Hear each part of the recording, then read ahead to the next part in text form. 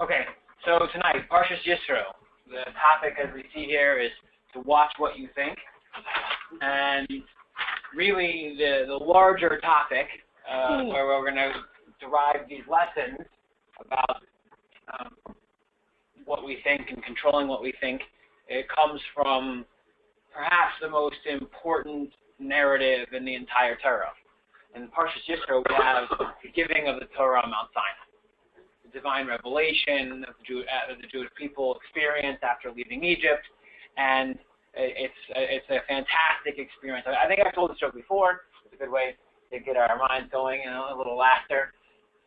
So the Medrash tells us that before God gave the Torah on Mount Sinai, He wanted to make sure that it was fair, it was equitable, that the other nations of the world shouldn't have a claim against the Jews. It's not fair. Why did you get the Torah and we didn't get it? So the Medrash tells us that before God gave the Torah on Sinai, He sent out angels to all the nations of the world, asking them if they would like to take the Torah, if they would like to receive the Torah.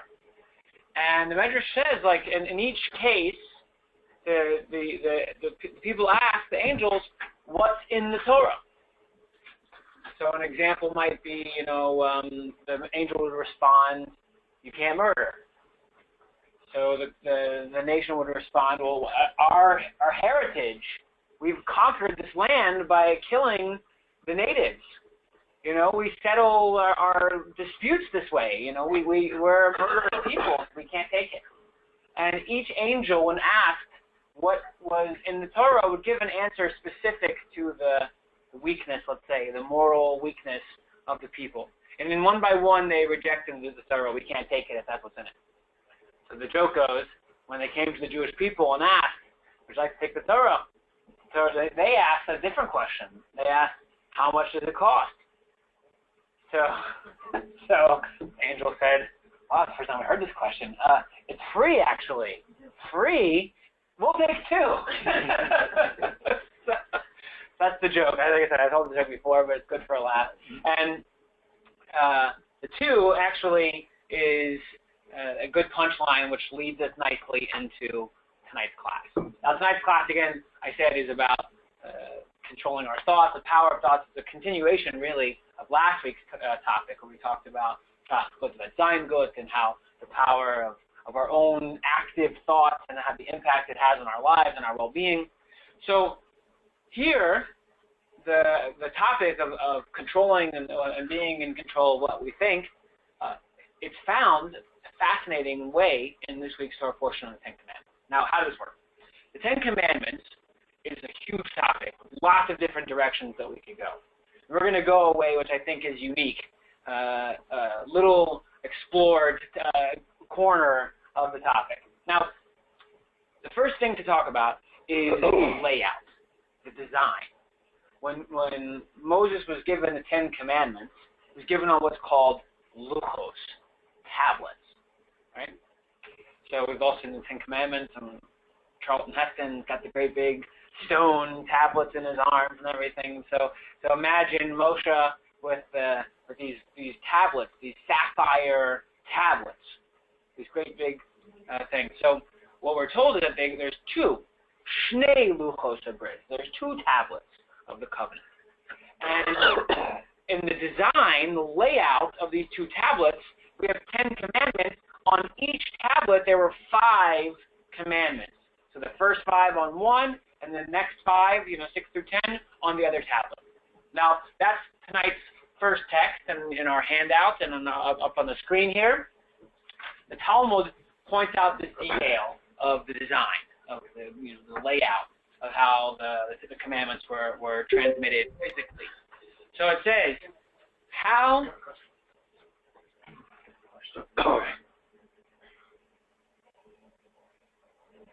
Okay, just looking forward to tonight's class. Good, me too.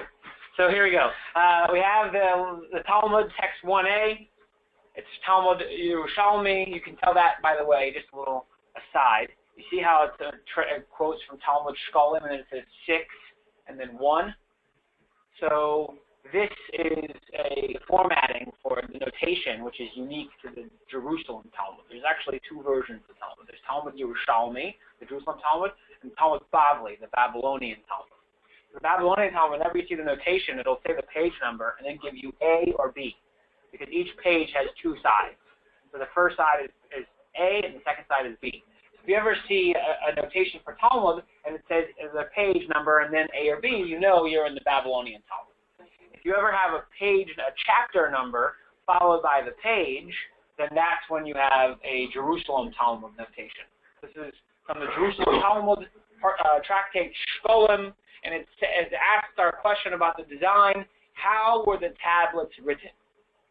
So it answers 5 on this tablet, 5 commandments on the first one, and 5 on the other tablet. So you have balance, right?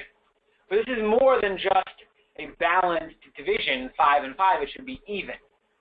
The fact is that of the 10 commandments, splitting them 5 and 5 we're told is also a thematic choice, meaning the theme of each set of commandments are bound up by which tablet they're on. So the first tablet, the first set of commandments, 1 through 5, are describing the relationship, so to say, the rules of engagement between man and God. In Hebrew we call it Ben Adam Lamakom, between man and God. Now, the second set then would be guidelines for the relationship between man and man. Ben Adam L'Chavero, between man and man. So you have these two things. Now, not for tonight's topic, but just as an aside, which in the next text is, quick quiz. What's the first 5 commandments? You guys have passed this quiz in years past, right? I am the Lord your God, right? That's the first one. No idol worship. Good. That's not number 3. No. Don't take the Lord's name in vain. Good. Don't take the Lord's name in vain. Number 3. And respect your parents. Right? That's not number 4. That's number 5. Yeah. Shabbos. Okay. You said that before. So, I am Lord your God. Have no other God. Don't take God's name in vain. Shabbos. And then, we heard it already, honor your parents. Good. That's the first 5. Now, if I just told you that they're grouped thematically, the first 5 are between man and God. So our question about the number 5 is, how is the relationship between a person and a parent between man and God? That's like an interesting little question that jumps out. Now, that's text 1b. Says the 5 of the 10 commandments are for the glory of the Creator. That's the first 5. And 5 are for the good of the person. So the commandment, honor your father and mother, which is our question, is indeed also for the glory of God. How is that? Because it is for the glory of the Creator that the Torah commands honor of the parents who partner in the formation. So your parents are almost like, if you want to read this, I'm going to go too farther than this text means, but just to let me go there. Your parents are almost like incidental. Because they happen to be partners with God, that's why they deserve the respect. And so that's why it belongs in the first 5. But this is just dealing with any little nagging questions you might have. Might tell you that they're designed thematically. First 5 between man and God, and the second 5 between man and man. Now, another way to understand, I'll go a step deeper, because that you probably heard before, right? Man to man, man and God, in this question. So now let's go a step deeper. The step deeper is like this. The Chassidus and Jewish mysticism explains that the soul has 3 faculties, meaning there's 3 ways that we can express who we are. Each one of us has a unique soul. It says, Talmud says that between no person do they think exactly alike. I already gave away one of the answers. So it says the soul, this expression of who we are, is through 3 faculties of the soul, 3 garments of the soul. So the garments, the way Chassidus explains, are what's called thought, speech, and action. Machshava, dibor, and maisa. Thought, speech, and action. I found it useful when thinking about this to kind of almost put it into acronyms, right? So thought is T, speech is S, and action A, TSA, right? So if we look at the layout of the 10 Commandments, the first 5 of the commandments go in a particular order: thought, speech, and then action. And then we see a mirror image in the second set of the 5. So let's see how this works. So we have our layout issue. The first 5 on one side are relating between man and God. Second set is relating between man and man. So the 5th one we said, which is man, and it seems like a man and man one, even though it's on the man and God side. We honor our parents really because they're partners with God in the formation of man. Now here, this second level, going a bit deeper into the layout, is this idea of thought, speech, and action. T, S, and A. So how do we see this? The text 2A is from the Ibn Ezra, which is Abraham Ibn Ezra. He's one of the classic biblical commentaries of the late 11th, early 12th century. And he lived in Spain, so he's one of these Western Europeans, and like along the lines of Rashi and Nachmanides. So he writes a classic commentary. It's called the Ibn Ezra, named after him. And he explains, in this week's Parsha, he says, all the commandments divide into 3 categories. First, those of the heart, thought. Second, those of speech. And third, those of deed. So when we look at the first 5, it goes T, thought, S, speech, and then A, action, TSA. So how does this work? The first commandment we said was to know that there is there is a God, and then not to give credence, not to have any other gods. So God and for the prohibition of any other gods, that is thought. That's to know. Now then you have number 3, which is don't take God's name in vain. So the way you do that is through speech. You don't say God's name in vain.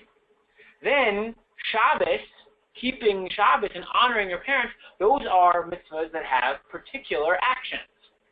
So thought, speech, and action. Now, if you move over to the other tablet, the other set, 6 through 10, we said they're between man and man. That's the first level. But when we go a step deeper, when I say the mirror, we'll see that it's action, speech, and then thought. The order is reversed. So how do we see that? This is the Abravanel, also a Western European biblical commentary. Jump ahead about 400 years, and he lived in Portugal. So this is also a commentary called Abravanel. So he says, after warning not to bodily damage his fellow with evil actions, that's the A, which means don't kill, don't do anything against a person's wife, adultery, and don't do anything against a person's property, not to steal. So then the Torah warns not to verbally damage one's fellow. That's so you're not allowed to bear false testimony. We have action, speech, so we know what comes next. Now that speech has been forbidden, one may still think that evil thought is allowed, namely to covet his friend's money and all that he has. So therefore, states, thou shalt not covet, prohibiting thought also. So we have this, again, a thematic design. The first 5 go in TSA order, and then the second 5 go in the reverse, AST order. But and that's tonight's topic. The 10th commandment, not to covet, this is tonight's topic. And we're going to turn our attention to this idea of coveting, of thinking about and longing after something, and we'll have a discussion about this prohibition, which is thought-based. It's a prohibition which is telling us how to think. And so that's why we have our topic is how to think. Okay, now I think we have another bubble here. The audio is bad. The visual has no slides. Oh, Okay, good to know. Thank you very much. Let's go and take care of that. It's supposed to be never share the screen. That should be better now for the screen, for the visuals. I don't know what to do about the audio. Sometimes if you log off and log back in, you get different paths. I mean, I can hang up and call back. Dial back in, yeah. Okay, hopefully I don't do that because then I have to like edit out a big chunk in the middle. Although it'll be okay. Sorry. Chat back and tell them verbally to on their end, hang up and then dial. Yeah. Oh, that's a good idea. So the advice from our career telecom guy is maybe it would help if you hang up and call back. And we have people walking in, so we have a little bit of stall time catching them up. All right, welcome. No problem. So it's actually perfect. We were experiencing some technical difficulties, so it's a perfect time to review where we're up to right now. But tonight's topic is to learn a little bit about mind control and how to think and how to test you that you're thinking the right way. That's the topic. The context in this week's parsha of how we have this topic is that in Parshas Yisro, we have the giving of the Torah on Mount Sinai, the divine revelation and the 10 Commandments. So what we've said so far is that the 10 Commandments have an interesting design. There are 2 tablets, and on each tablet there are 5 commandments. The first 5 on one tablet, the second 5 on another tablet. Now, besides this being nice and symmetrical and even distribution, there's also some thematic design intent this way.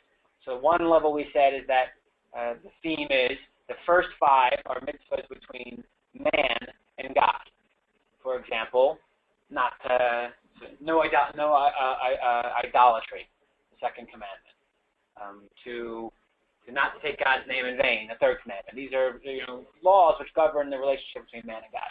The second set of tablets, the mitzvahs 6 through 10, those are prohibitions between man and man, governing our relationship between one another, not to kill and not to steal, these type of things. Then we said there's another way of understanding the thematic difference. We have 3 faculties, 3 spiritual faculties which help us express who we are: our thoughts, our speech, and our action. So if we look at the layout of the commandments, the first 5 on one tablet start with thought mitzvahs. I'm the Lord your God, you don't know other gods besides me. Move on to speech, don't take the Lord's name in vain. And then finally action, keep Shabbos and honor your parents. The second set of 5 goes the other direction.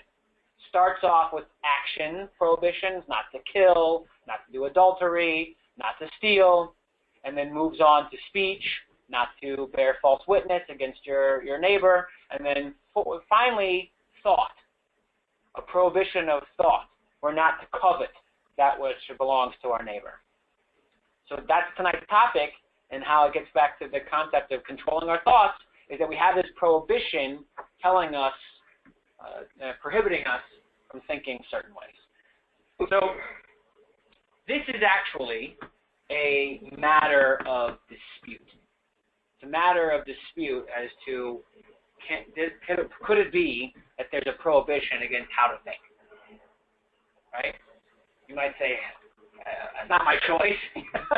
These are natural reactions. These thoughts just come to my mind. How can you, and what's so bad about how I think anyways? The law should be against what I do. I remember as a kid, my mother's usually the one who's calling in listening. So as a kid, I used to get in trouble for smirking, making a snarl on my face, or the look on my face I would get in trouble for. And it always troubled me as a kid. How can I get in trouble for what the face I'm making? What does that have to do with anything? I can understand getting in trouble for doing something wrong, but I'm not doing anything. I'm just making a face. So, but nevertheless, I had to get over that as well. And so, how are you supposed to control what you think about? How could there be prohibition? Now, what we're going to see in the next few texts is that this is actually a matter of dispute. Now, what's the dispute? The 10 Commandments are found in the Torah twice. The first time we have the narrative of the revelation is in this week's Torah portion, the book of Exodus, the portion of Yisro, and we have the first presentation. We see it again in the fifth book of the five books, the book of Deuteronomy, Garim, and the Parsha of Vayeschanan. Now we've had this, finally we did it a couple years ago, where we went side by side and looked at all the commandments on each occasion and pointed out various differences. There's slight little technical differences. And in our topic tonight, the 10th commandment, there is one significant difference, which is the basis of dispute amongst the rabbis. So let's see. Oh, wow. How'd that happen? That's pretty cool. There you go. You got another question? Okay. Let's see if they're just saying if the communication is more clear, hopefully. Smiling. All right, that's the way I hold on or snarl. Okay, here we go. So text 3a and 3b. So first it says in this week's Torah portion, chapter 20, verse 14, you shall not covet your neighbor's house. You shall not covet your neighbor's wife, his manservant, his maidservant, his ox, his donkey, or whatever belongs to your neighbor. Now, the key word here in Hebrew for covet is sachmod. So sachmod, mem dal, sachmod. Now, then if we go to text 3b, which is Parshas Vayeschanan, chapter 5, verse 18 of the book of Deuteronomy, it reads, the 10th commandment, and you shall not covet your neighbor's wife, nor shall you desire your neighbor's house. You see the orders look there. His field, his manservant, his maidservant, his ox, his donkey, or anything that belongs to your neighbor. So besides switching the order of wife and house, we also have a new word here, from covet to desire. So sachmod shows up in both occasions, but in Vayeschanan we have a new word which we don't have in this week's Torah portion, which is sisaveh, or taiva, to desire something. So if we have this new level, desire, the commentaries jump on this, and this is the point of contention between the various commentaries, the various rabbis that are learning this. How do we understand this new term of desire, sisaveh? Now, the first way it's understood, okay, right, move the slide forward, is from a book called the Smag, the Sefer Mitzvahs Gadol, the Book of Commandments, the big one. So in commandment number 158, he says, it's written in the 10 Commandments, you shall not covet. And it's written, you shall not desire. So according to the Smag, according to the Sefer Mitzvahs Gadol, it is all one and the same. So essentially what he's saying is, don't read too deeply into the fact that it says sachmod into both, and then sisaveh in the second one. It's really synonymous. And there's nothing more to be learned from here. Now Maimonides, more than once, takes shots at the Sefer Mitzvahs Gadol. When he writes his book, Sefer Mitzvahs, he disagrees with the Sefer Mitzvahs Gadol many times. So this is one of the occasions where he disagrees with the Smag. So let's see how the Rambam disagrees. Essentially, it's going to be a long Rambam, but he's going to say that they're two separate mitzvahs. They mean two different things. So let's see how this works. Text number 5. The two prohibitions of lo sachmod, do not covet, and lo sisaveh, do not desire, do not have the same goal.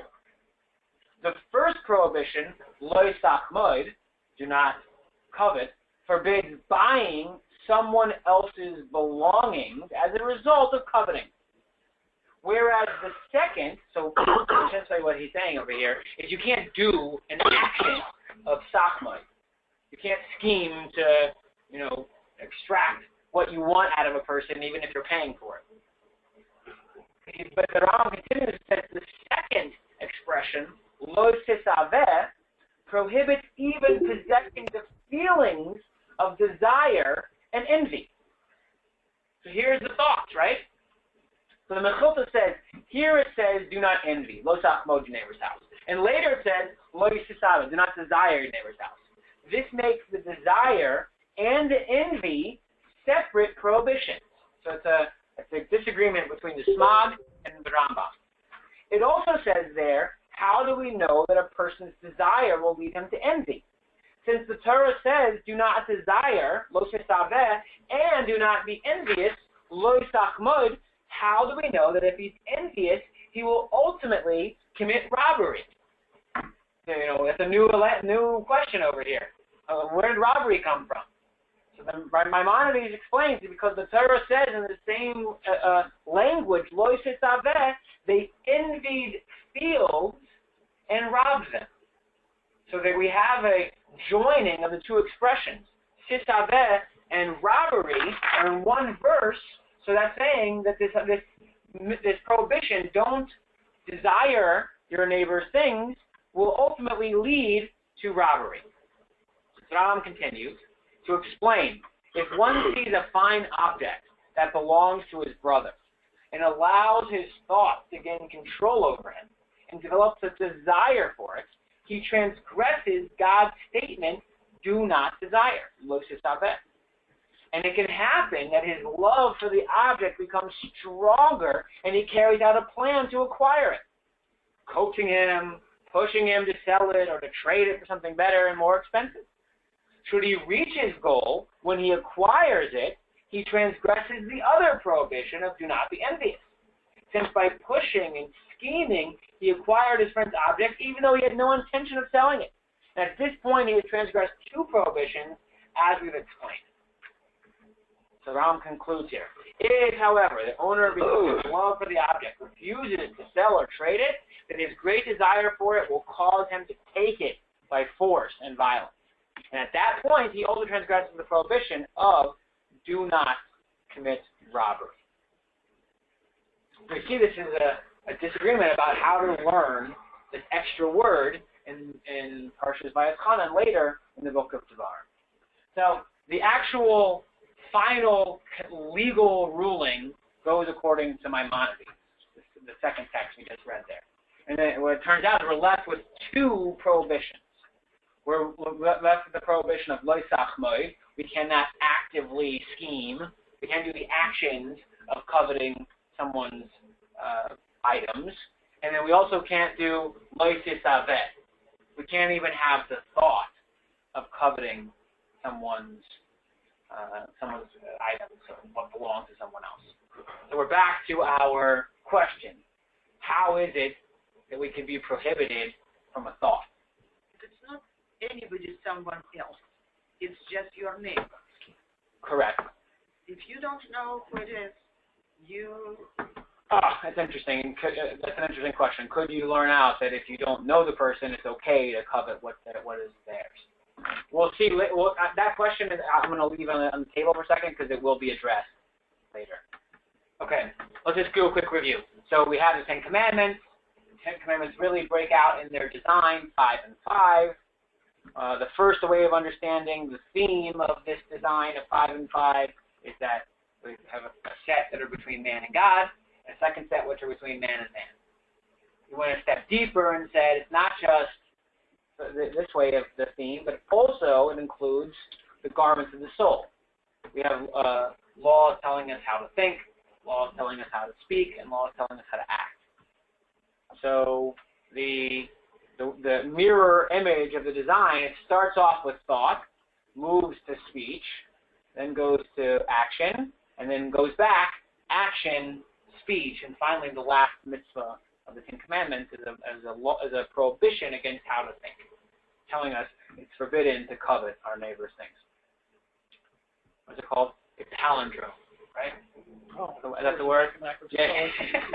Although this is not exactly a palindrome because it's 2, 1, 2, and then it goes 3, 1, 1.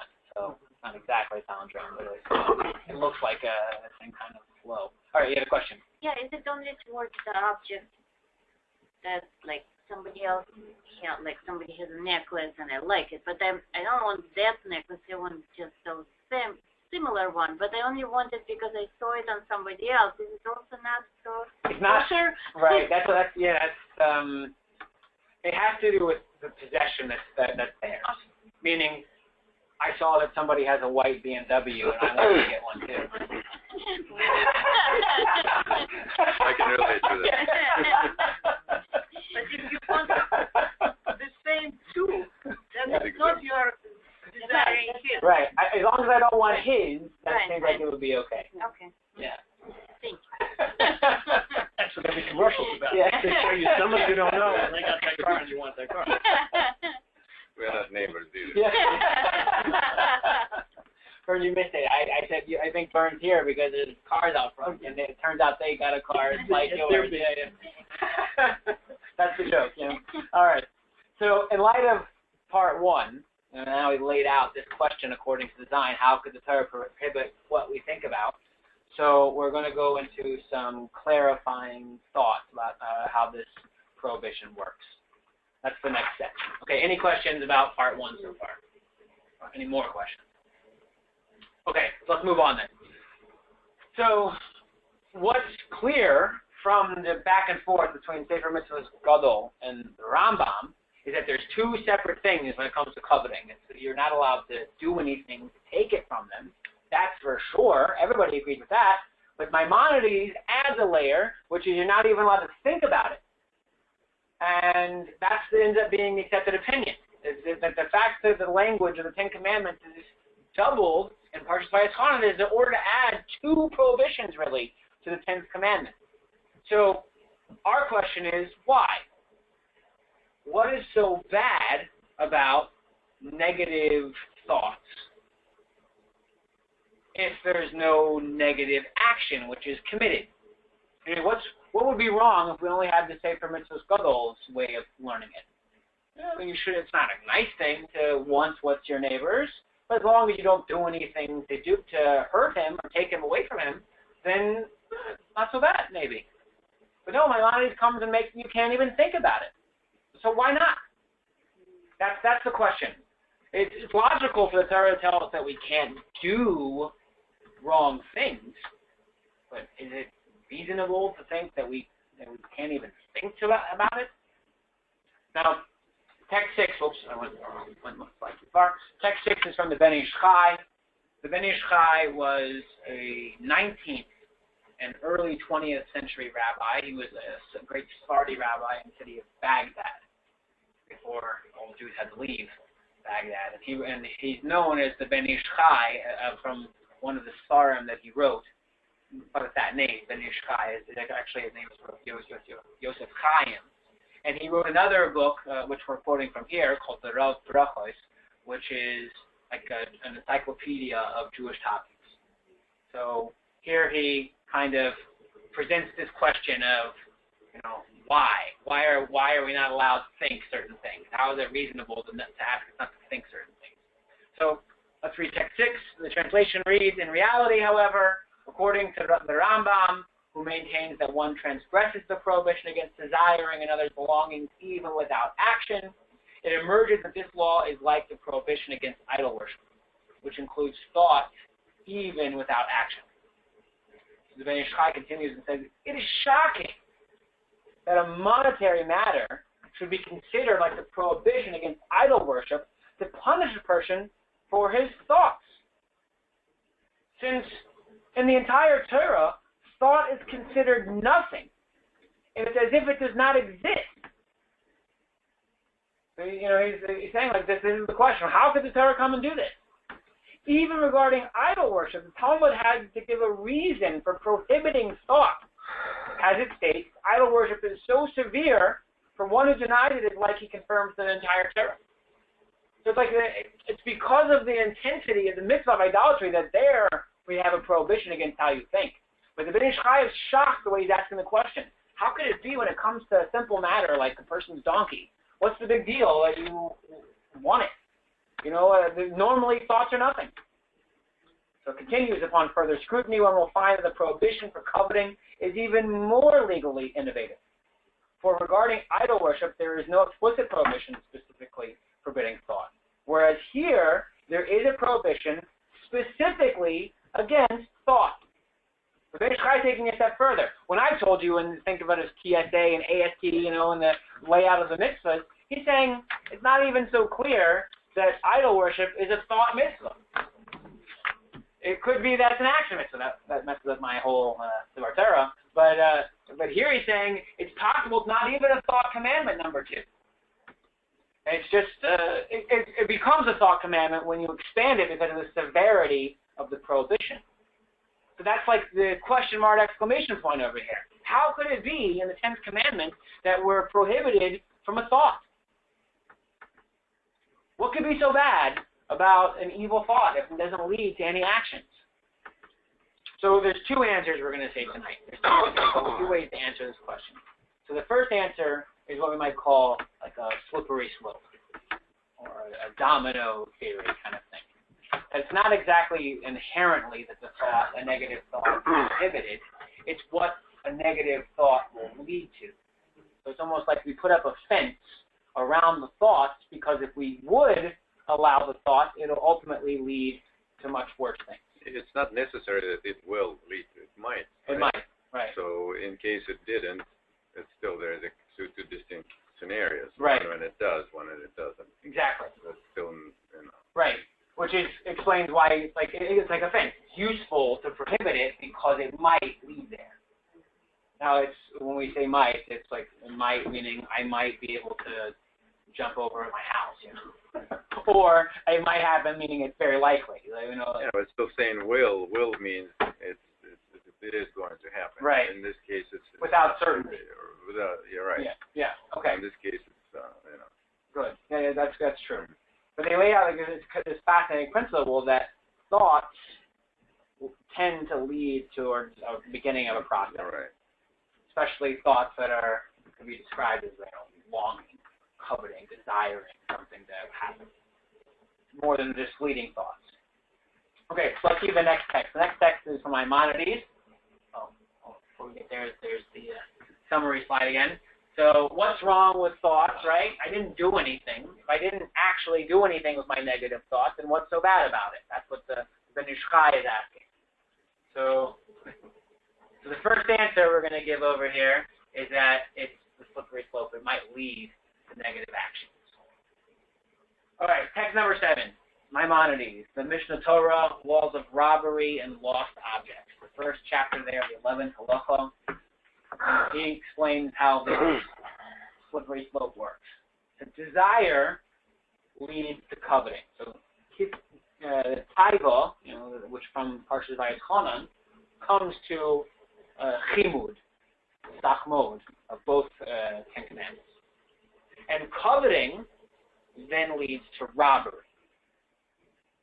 For if the owner refuses to sell despite repeated offers of large sums of money and other pressure, inevitably it will lead to thievery. As the verse states, they coveted houses and they robbed. If the owners stand in their way to save their money and obstruct them from robbing, they will even spill blood. So we have this slippery slope concept. You start with coveting. Coveting leads to, or desire, which leads to the coveting, which is the scheming to get it, to extract it from them. If they say no, it'll lead you to robbery. And if they try to actively say no to your attempt to robbery, people will even kill. That's the way Maimonides, lines up this slippery slope concept. Now, the next text, text 8, this is from the Rabbeinu Bechaya.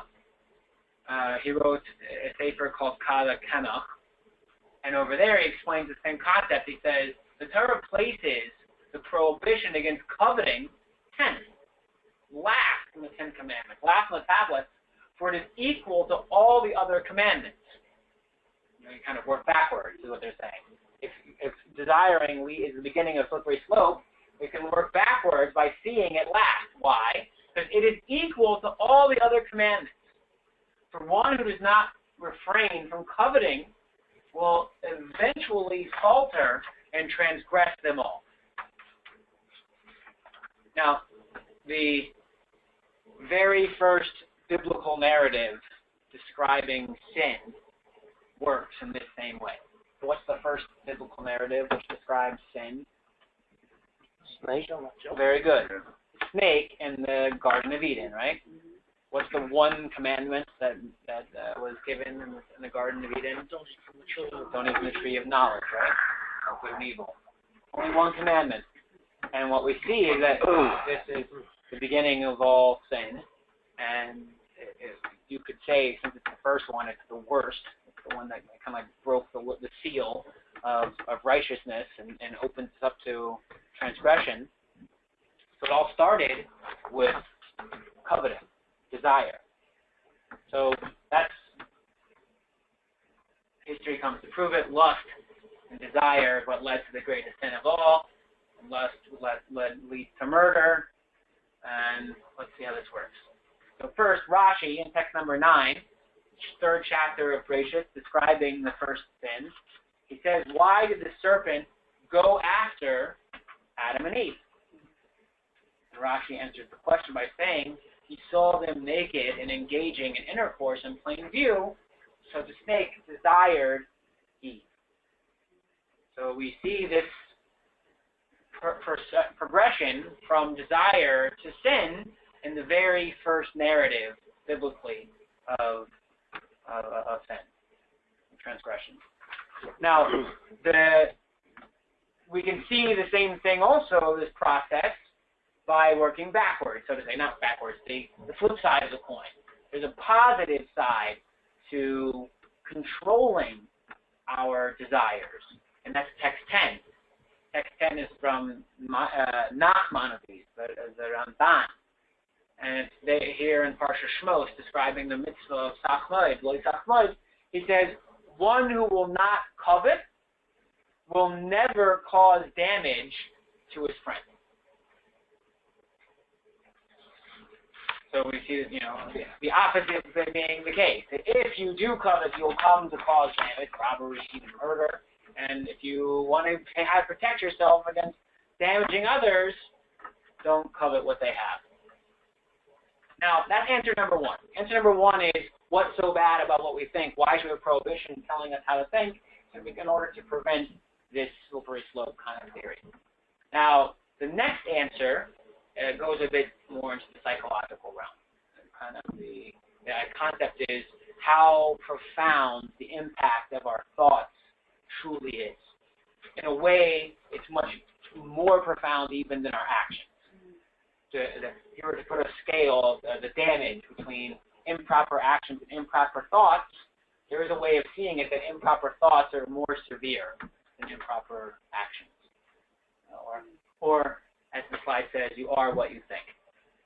That's our second answer. So thought itself is powerful, it's more destructive than the sin, and it causes a mutation internally through the thought. So let's see how that works. So text 11, the next slide, is from the Talmud. This is a note I told you that this is from the Babylonian Talmud, as you see the page 29a there. So it says, sinful thoughts, Talmud says, are more severe than sin itself. And this is the same question which the Ben Ish Chai was asking before. How could this be? How could it be that the Talmud tells us that thoughts of sin are worse than the actions of sin?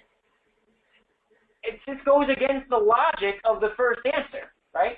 The logic of the first answer was that thoughts aren't really necessarily so bad as that they'll lead ultimately to sin.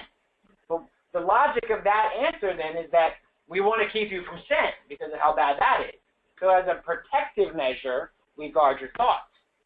But if the Talmud's going to come now and say, thoughts are worse than sin in the first place, so then how does that work? Why should that be?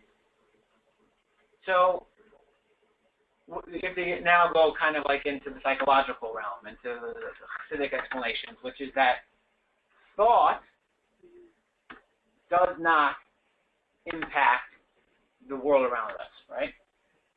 At least, not normally.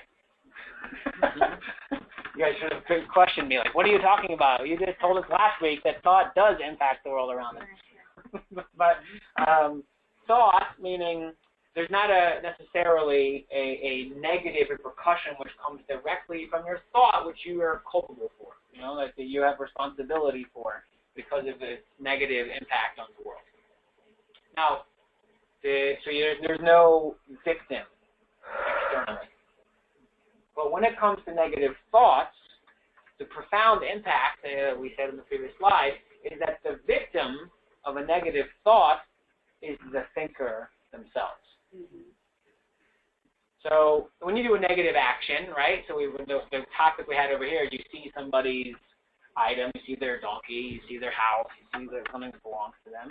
If you do the negative action of taking it from them, then you have a victim, right? You have the rightful owner of whatever it is, and you took it from them, so you have a victim. There's damage.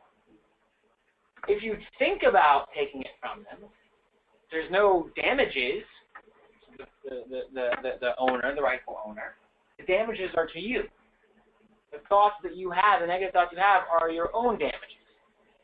So what Chassidus explains, and we'll see this in the next couple texts, what Chassidus explains is that the damage that's done to you as a result of your negative thoughts is worse than the damage which is done to your neighbor when you take his thing.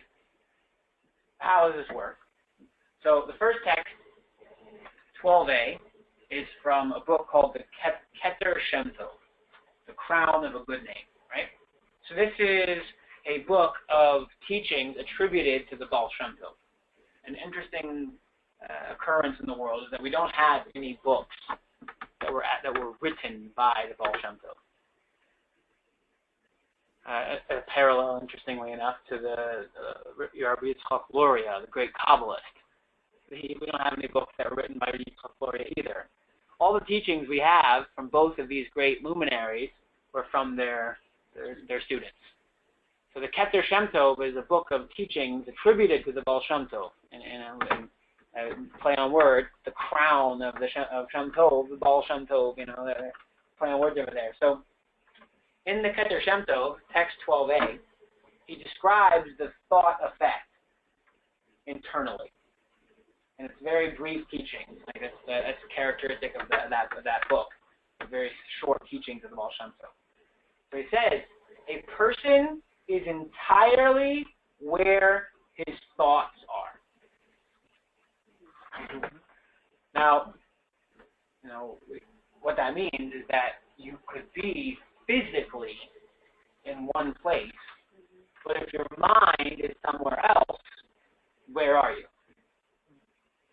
So what the Chassidus teaches is that you are where your mind is. You might be sitting here in Michigan, right, West Bloomfield, and on the campus of the shul at a Torah class, but it's possible that your mind is back at the office thinking about some outstanding project or some bill you have to pay or something somewhere else. So where are you at that moment? What the Baal Shem Tov is teaching is you're not where your body is necessarily. You are where your mind is. This is, in a distinct way, teaching the profound effect on the person from their own thoughts. Now, I went one step too far again. Now we have another book. This is called the Abu Draham. Abu Draham is a fascinating work.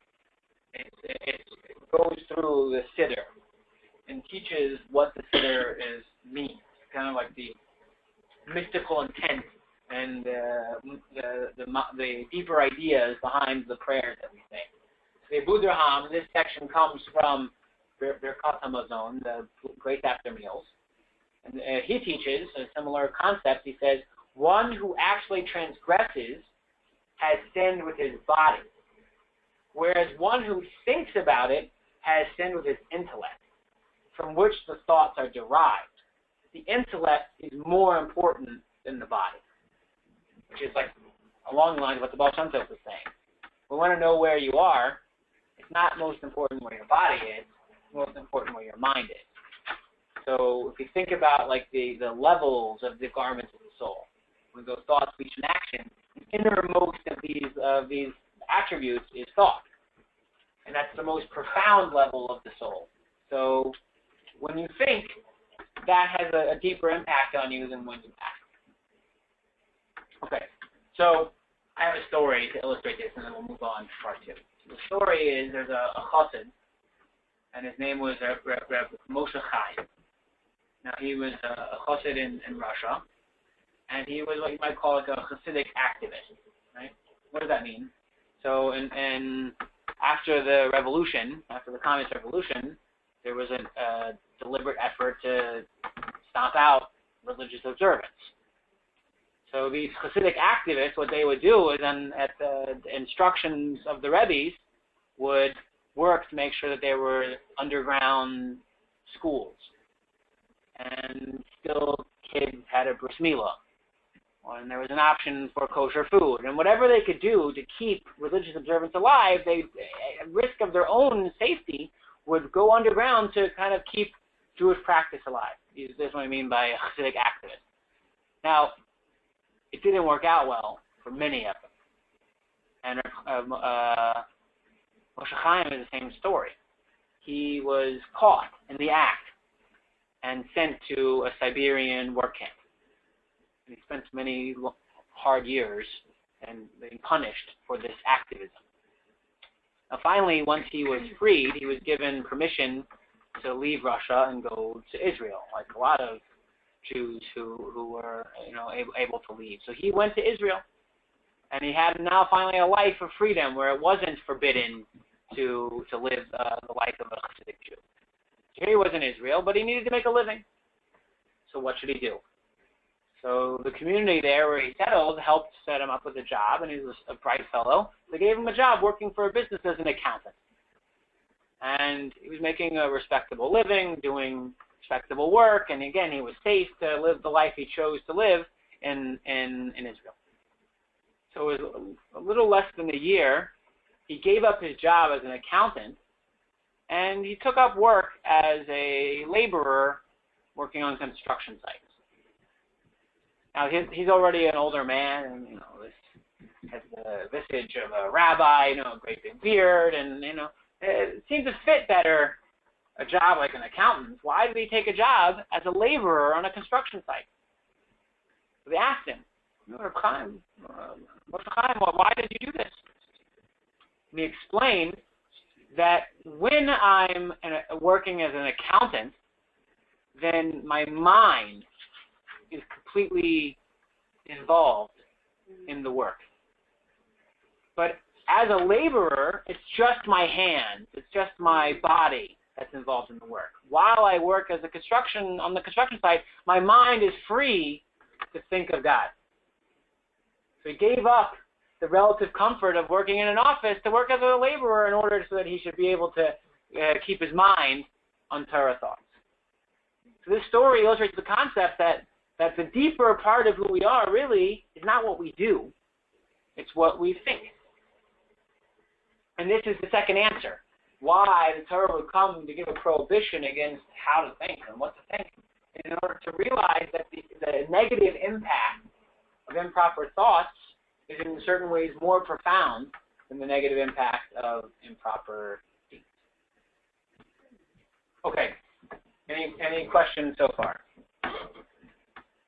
So the last section we'll go on to is some practical tips for how to deal, according to Torah, with lo yisach, not to covet, not to have these negative thoughts.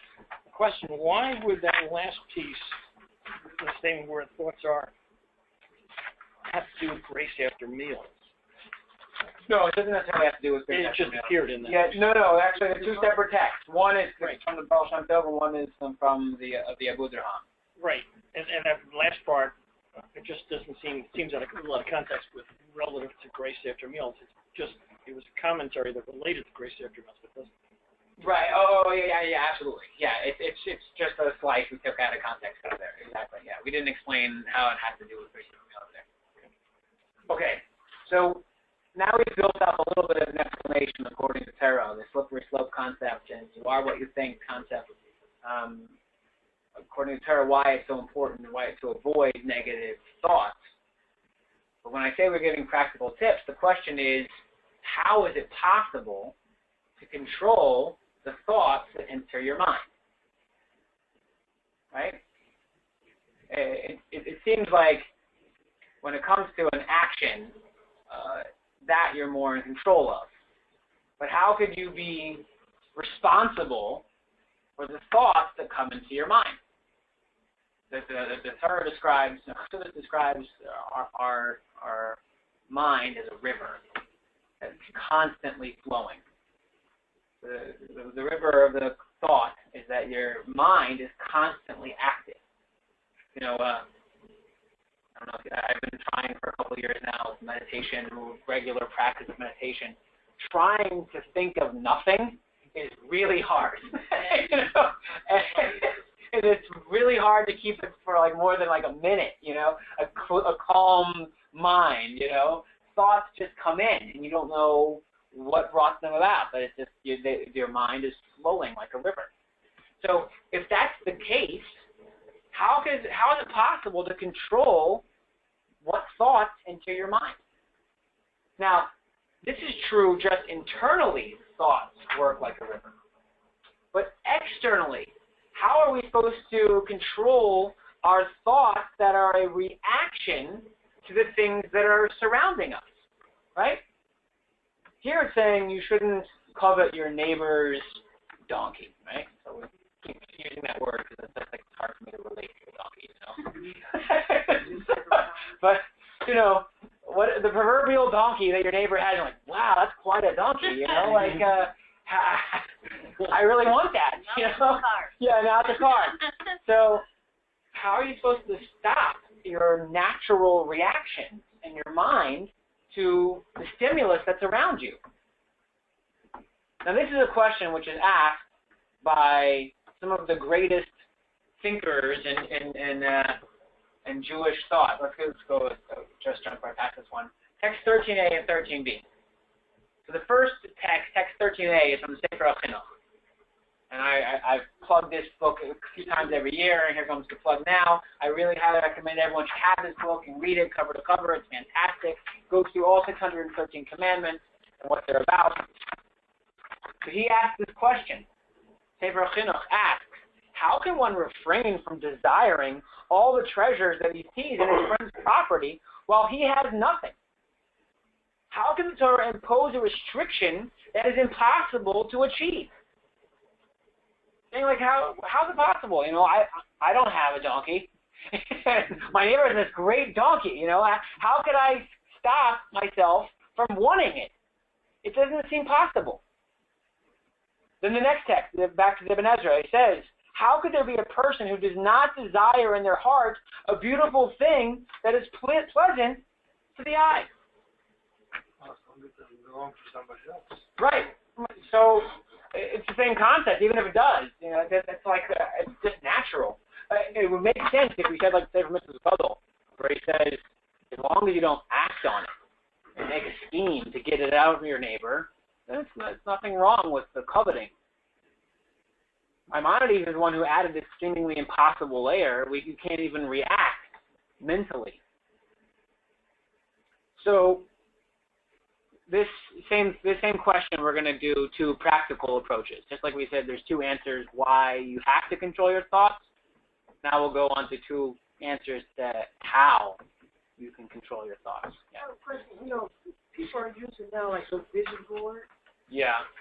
So would this conflict with that? Yeah, that would really conflict with vision boards. Okay, just in case everybody knows what they are. The vision boards is like a way to motivate yourself to work harder, to accomplish things. You visualize the things that you want. So, if you want to do well enough at work so that you are successful enough to buy a beautiful house and a nice car, you put the beautiful house and nice car up on a board to keep you motivated to working towards accomplishing your goals, right? That's a good way of summarizing what a vision board is. So it seems like a really not Torah concept, What's wrong with it? As long as nobody is. Right. Yeah, as long as you're not getting it from anybody else. Yeah, you're right. That's fine. It's just abstract thing. Yeah, that's fine. Yeah. As long as I'm not envisioning taking your thing, then it's okay. I'm not throwing my boss's car. Exactly. I'm going to take an aside. I guess I'll try to do it fast enough so we don't go too far over time. I went to New York about 5 weeks ago. We were going there, to celebrate the engagement of my brother-in-law. And it was a surprise weekend. He brought in all the people from the family, his sisters, his brothers, the Hearst brothers and their family, and we all got together, and then they showed up on Shabbos after he popped the question, and then here we are celebrating all together with it. It was really a nice thing. Now, we ended up going to this mansion in upstate New York, across the Hudson River from Roosevelt's mansion. So you know the area probably, right? Yeah. Was it Poughkeepsie? Poughkeepsie, yeah. And near Poughkeepsie. So What's Roosevelt? President Roosevelt, Franklin Delano. Where was Theodore's? No. I don't know if Theodore had Theodore it. was the one out on Long Island, and Teddy was the one out on Long Island, and Franklin was the one in upstate New York. It's Franklin in upstate New York. It was not Campobello. There's another name for it. I don't think it comes. So, anyways, across the river, we're in this mansion, and the mansion is called Heart's Ease, and it was a really beautiful mansion. And the concept, it had the heart theme all throughout it. And then, now, why did it have this? What was the story behind this mansion? The current owners used it as a second property. They lived in Manhattan, but they had it as a second property because they were both counselors. They would do couples weekends in this mansion to do like marriage counseling and therapy. And really fascinating story behind this couple. And this you'll see how this comes back, why it comes to my mind. The couple works like this. He's an Israeli guy, Jewish guy, and a psychiatrist. And as a young man, he saw a picture of an Israeli beauty queen. She was like Miss Israel, and she was the runner-up for Miss Universe, some beauty pageant, and she was the second, she was the second place of the most beautiful woman in the universe. So he saw her picture, and he cuts it out, and he says, "I want to marry a woman as beautiful as this woman." And it's like a vision board, I guess. This is the kind of wife I want to have, And he keeps this picture. So he gets married. He doesn't know who she is. She gets married. And they both, one through, I think, losing a spouse, and another one through divorce. I don't know which one's which. But they both, like 30 years after getting married, are both single again. So when he's single, he remembers the photo of this Israeli beauty queen, and he was so motivated to marry a woman like this. He says, well, why don't I marry her? Why don't I find her? So he calls like the Israeli consulate to find out like where is this beauty queen? Where is she at in life? And he like tracks her down, and he makes contact with her, and they meet in an airport and talk, and like a couple weeks later, they're both married to each other in their second marriage. And it's like he was like chasing after this woman for decades and finally found her and got married. And they were like celebrating their 10th year anniversary, around the time that we went to this mansion. So, as long as it's not somebody else's wife, just somebody, he ended up finding her. Okay, back to tonight's topic. So we're talking about you're not allowed. That the Torah seems to be clear. But we ask, like, how does that work? How are you supposed to keep yourself from thinking thoughts from coming into your head? How is that fair? Like, what is the tactic exactly? Now, the first answer is that we don't have to have control over the thoughts that we think. There's a difference between what we'll call random thoughts that enter into your mind versus dwelling on and bringing into your mind forbidden thoughts. So it's kind of like, is the thought random and fleeting? Then for that, you're not responsible. But if you stop on the thought that enters your mind and you dwell on it, or even worse, you bring the thought to your mind purposefully, then that's the prohibition. So if you're prohibited from bringing it into your mind or dwelling on it, you're off the hook, so to say, if it enters into your mind in a fleeting way. Your job is to get it out of your head as quickly as it comes in. So it's the word deliberate would probably be the Right. definition. In other words, if you deliberately bring it into your mind, that's different than it coming in. So Right. Or if you keep it in your mind once it got there. So how do you do it? How do you get it out of your mind? Now, or how do you get it from coming there in the first place? That's the first practical bit of advice. So the first tip is to replace the thought. So if you're not responsible for thoughts entering into your mind, then you just have to get them out. So how do you do that? So the Torah suggests that you replace the thoughts. As soon as you recognize that it's a bad thought, then you should shift your focus, you should shift your attention to something positive. That's why you're, commanded to know so much Torah, so that way you can bring a good thought, a good teaching into your mind. You can bring an inspirational story, whatever it is that you can use quickly to replace the thought. That's step number one.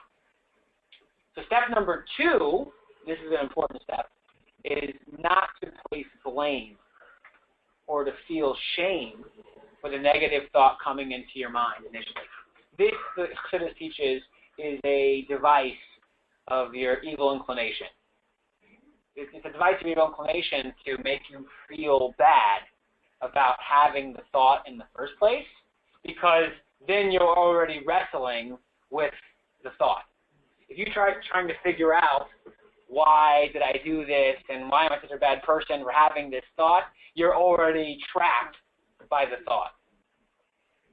So that's step number two. So step number one is replace as quickly as possible with a positive thought. Step number two is don't go back and psychoanalyze where that came from or feel shame for the fact that it happened at all. Now, when I say that Chassidus calls these things garments of the soul, thought, speech, and action as garments of the soul, that gives us a useful analogy as well.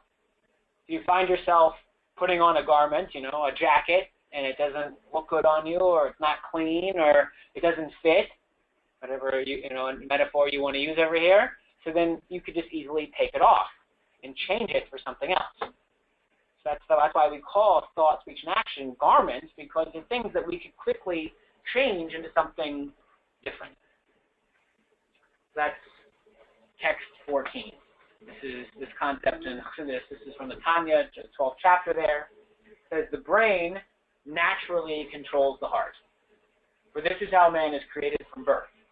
Every person can, with the willpower in his brain, restrain himself and control the drive of lust in his heart, preventing his heart's desires from expressing themselves in action, speech, or, and this is our topic, thought. He has the capacity to divert his attention altogether from the craving of his heart in the completely opposite direction, particularly in the direction of holiness. So that's the first tip, is to maintain control and to understand that you're not responsible for the thought coming. That's called natural or random. But what you are responsible for is using your innate ability to control your heart by use of your mind. So you can move your heart from this desire by filling it with thoughts of something positive. I would take control. You just push it out one for the other. Okay, that's tip number one. Now that we might call kind of like pulling the weeds, right? You're just trimming them away. Every time I see a bad thought come, I just divert my attention. But is there anything I can do to keep them from coming in the first place? Meaning, could I uproot the cause of negative thoughts or negative reactions and thought to stimulus? So, treating the root of the problem over treating the symptoms is the next text 15a. He says like this. This is the Ibn Ezra, which we've quoted now the third time, and all of them are from this week's Torah portion. It's a long commentary he brings over here. He gives us a parable, a kind of a worldview uproot negative thoughts. So now I'll give you a parable. A villager who has a sound mind and sees a princess will not desire to lie with her, since he knows it is not possible. Just as one does not desire to lie with his mother, even though she's pretty, because he was accustomed since he was young with the knowledge that she is off limits.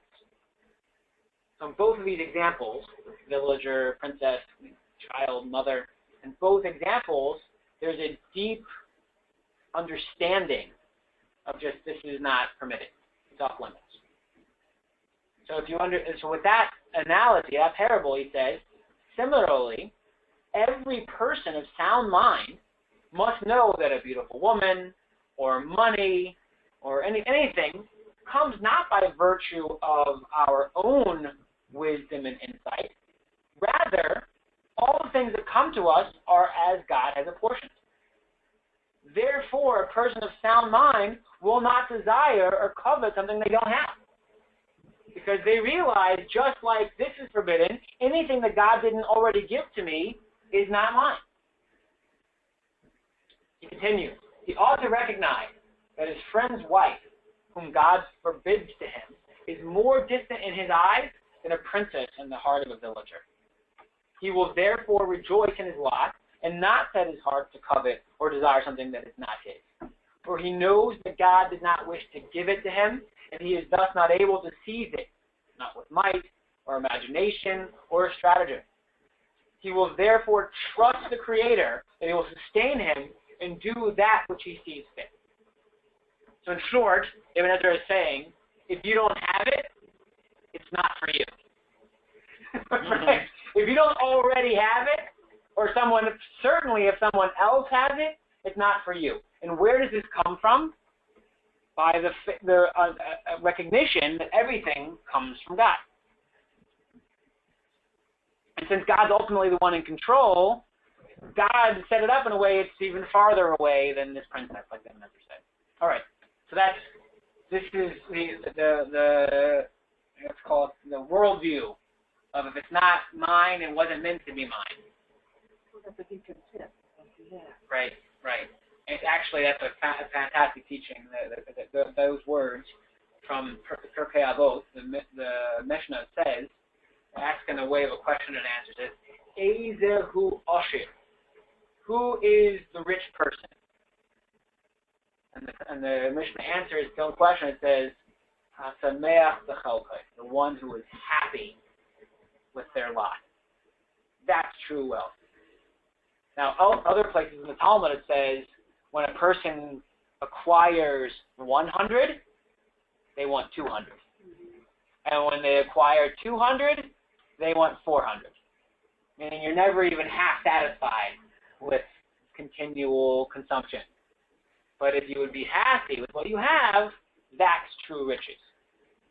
So, and another, let's call it more like a metaphysical way of thinking about that, theological way of thinking about that, the reason I have what I have is because that's what God wanted me to have ultimately. But then there is always a moment when you get in something to her. I mean, then you have to refuse and say, oh, I have something else. Everything. Yeah, how do you get initiative? How do you know this moment is right or not? Right. How do you seize your moment? Right. Yeah. I mean, what you have, at some point you acquire it. Right. It's interesting, where does human initiative come from if you're saying to be happy with what you have? I guess with my initial answer would be that there's so much which is demanded of us that we won't be able to accomplish our responsibilities, which the Torah lays out, without initiative. So, for example, for me, thank God I was blessed with a beautiful wife and 9 children, thank God. But I have this responsibility now to take care of 9 children, and educate 9 kids and see them to be responsible adults. So I can't say, oh, I have everything I need because God gave it to me. I certainly have to apply my own initiative in order to fulfill my responsibilities. Now, I happen to be an above average family, 9 I think is more than the average number, but each and every one of us has that same thing, has in our own life responsibilities. Another one that I like as an example, when it comes to Sukkot, my favorite Yom Tov. Sukkot, you have to build a sukkah and have a little of an esrog and have guests inside your sukkah. In order to do that, you have to have initiative in order to make it happen. So I think that's my initial response, is like, how do you balance being content with what God gives you with the need to go and make it happen? Is all these responsibilities that we have won't be accomplished without initiative. That kind of deals with the question? Just not exactly, because it's still like something that might become yours, but should you be just happy with what you have, or should you allow it to come? Not like take the initiative, but allow it to come. Right. Yeah, I mean, it's interesting. You see in life also that there's a lot of things that when you chase after them, they run away. It's only when you kind of let go that they come to you. Yeah, create some space for it. Right. Right. Yeah, so that balance is difficult, That's why we can't figure everything out here in one night. Hopefully you guys will keep coming back, We'll keep working on figuring it out. That's a good question. All right, we have two more texts for tonight. So continuing, we have the Rubena Bechaya. We're kind of uprooting where these desirous thoughts come from. It says, anyone who covets that which is not destined for him is not granted what he coveted. And that which he owns, seems like really a difficult situation, that which he owns is taken from him. Like you lose everything by grabbing for more. We find this with the serpent who set his eyes on Eve and coveted her, yet she was not destined for it. It did not receive what it sought, and what it possessed was taken. Indeed, the snake was diminished due to this, as it is stated, you shall walk on your belly. That's our biblical narrative which we brought from before. And then the final text for tonight is from a third attempt at counting all the mitzvahs. It's called the Sefer Mitzvahs Katan. And he says the Ten Commandments conclude with, thou shalt not covet, to tell you, woe unto he who covets, for all his days are painful, and he will never be joyous. So the last way kind of like to uproot the thoughts from coming in the first place is that it's simply not worth it. The experience is, this is what you said last week. I remember it stuck with me until now. I was thinking about it. It's just sound advice in order to be happy, right? If you're if you're constantly desirous of things that aren't yours, then you have no joy in your own life. I heard a talk once, and it was describing this about how people never find satisfaction in things. And this is like the Talmud was describing, if you get 100, you want 200. As soon as you get 200, you want 400. You never find satisfaction through things, through stuff. It's not how we get happy. Where does happiness come from then, if it's not through acquisition? So the talk was describing how it comes from experiences. It comes from, let's say, time spent with your family, or time spent with a loved one, or seeing the world, learning a new language, whatever it is, experiencing the life. That's where happiness comes from. So, also it was describing, taking this a step further, it was how to find happiness from this insight. He was saying, when you do acquire something, even if it makes you happy initially, that happiness is fleeting. It's an expression in psychology called the hedonic treadmill. That you get a little burst from a new thing, but then by a month it's worn off, and you've just acclimated to that thing, and you need another thing in order to get that same burst. So you're constantly chasing more and more things. So But the experiences, it was talking about how that, even after you have it, a positive memory for many people is sustaining happiness for years. You look back fondly on memories, right? And it's not like it diminished. For certain memories, they get only better with your happiness as they age. So I took this as like some practical advice, and this goes to the teaching of the Baal Shem Tov. When we quoted from the Keter Shem Tov, it was saying how the person is where their mind is, right? Where the person's mind is, that's where they are. So if we think about that as a insight to happiness, he was saying, and we think about that things versus experiences, here this last text is saying if where you are is trying to acquire things that aren't yours, then you're only going to be miserable. And even if you would acquire them in a forbidden way, it's not going to be lasting, your happiness. So it's just a bad way of operating. Unless you use it constantly. Enjoy it. Like a treadmill. Right. Yeah, like the treadmill. Like a new car. Back to the car. Back to the car. So, but then they said, but if it comes to experiences, then let's say like it's a trip. Let's say you're going to go on a trip together, with your spouse. Right? You told me about a lot of interesting trips you've gone on with what's have you.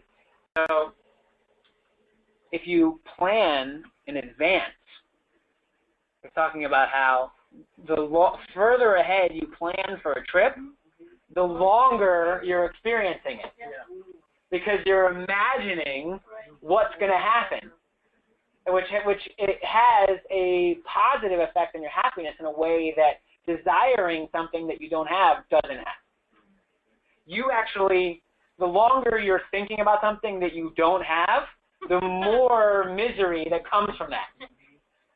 But the longer that you think about an experience that you're planning for, the greater the enjoyment from the experience.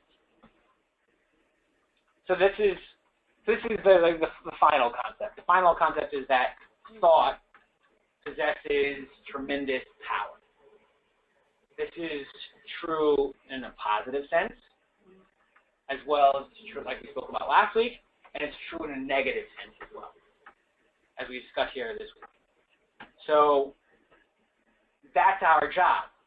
Our job is to take these insights from the last 2 weeks and then apply it in the way that the Tzemach Tzedek thought, which is to think good, and it'll be good. Think good and think positive things. Learn the lessons of the Torah and what we should be thinking about, and then in that way, it will be for you as your own well-being. It'll be good. All right. Any questions? It's interesting the timing on this. Last night on TV they had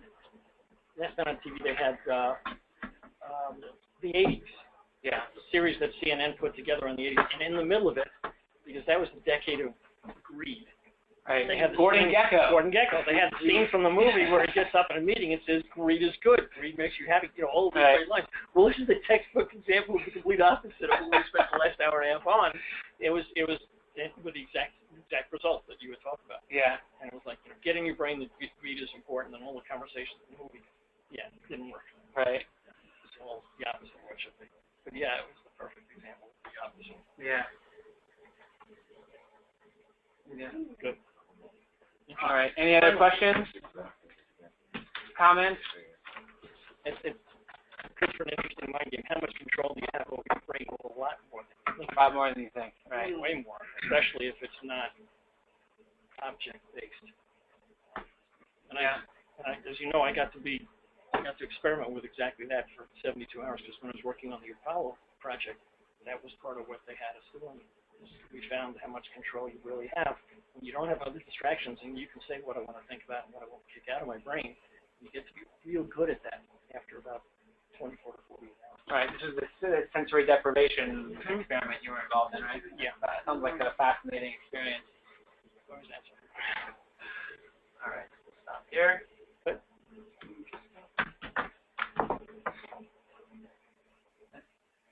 As coveting diminishes, gratitude increases. Yeah. Well said. Yeah. Okay. Very good. everyone. Okay. Be happy.